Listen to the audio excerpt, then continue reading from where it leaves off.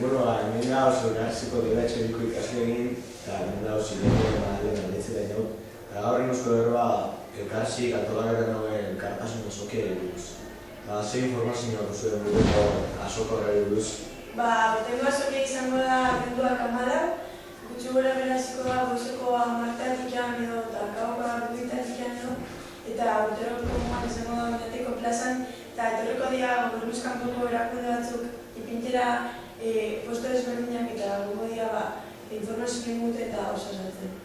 Gu jarri dugu betia itxurapikoa posto ezberdinetan. Eta seguro zure hortzeia itxulapiko horreia jasotako diruaz eta betia saltzen duzun gauzak dagoz. Urteroko moguan diru hori laguntza bat eskitzeko leku pobriei eta autonetan Malira bidali du dirua. Eta baita zoritzerik anaiketza proiektu bat Maliku hori eta zer gauza dituzue proiektu hortan?